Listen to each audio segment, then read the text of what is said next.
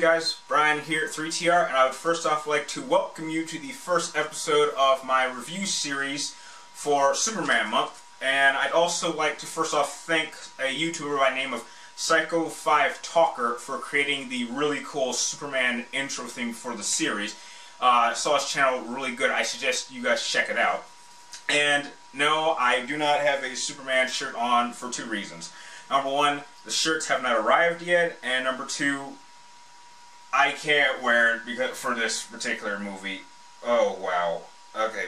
Now, I will be reviewing Superman and the Mole Men, which was released in 1951, and preceded the original Adam West Batman movie by about 15 years. And it stars George Reeves as Superman and Phyllis Coates as Lois Lane. I even wrote some notes down. And it was shot in 12 days on a studio backlot and has a running time of about 58 minutes. And as opposed to, I hate really having to go back to Batman, but as opposed to Batman from 1966, as I recommend that fans of Batman should see that, I cannot recommend that you watch this one. I mean, wow, jeez. For starters, it's in black and white, and I generally would not have a problem with a movie being in black and white. There are a lot of movies that came out in black and white that are really good, and they're classic movies. But I cannot say the same thing for this one. Simply being, the plot is so... By today's standards, it's not even... this wouldn't even pass as a good kid's story. Now, I'm going to tell the whole plot of this movie, if you would call it that. Basically, what happens is that Lois Lane and Clark Kent are sent to this oil dig site, and they're reportedly supposed to be reporting a story on the world's deepest oil hole. What ends up happening is that the drillers drilling down accidentally run into a cave, which a bunch of mole people live in. A number of them escape to the surface, and when they run into the security old watch guy, he actually is so scared that he dies.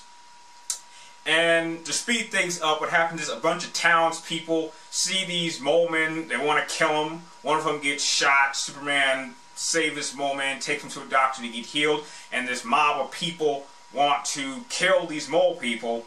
And Superman says, you know, you don't want to do that, you know. And then some more mole people show up, they get a hold of some weapon, and they're about to kill the mob leader, but Superman stands in front of it, obviously because he's impenetrable and it doesn't work, and he says, well, that's more than you deserve. And they basically take the mole people and put them back in the hole, they seal it, and that's really it. There's nothing really good I could say about this movie because it really serves no real function by today's standards in any way, sense, or form. It's not really entertaining. There's literally no threat to Superman at all. So there's absolutely no suspense. And we're supposed to care for these mole people because they look weird.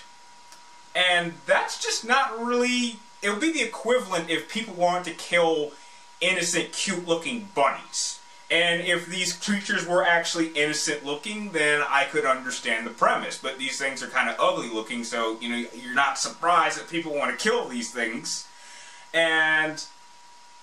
I don't know. It's just not something I could recommend. It's not really entertaining on any level. I don't really see how this would even benefit the legacy of Superman for what came before in the comic books or what would follow after with the Christopher Reeves movies and all the animated storylines that would follow before. It's like the one Superman story that just never needs to be talked about because it's just not worthy of the reputation.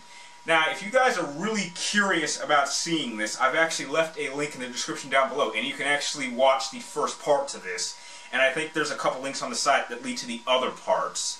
But this is really not something I would recommend. It's no wonder no one really even mentioned this particular movie. I only discovered it by doing research to see what movies I would be reviewing for this series. So I'm going to have to give, out of...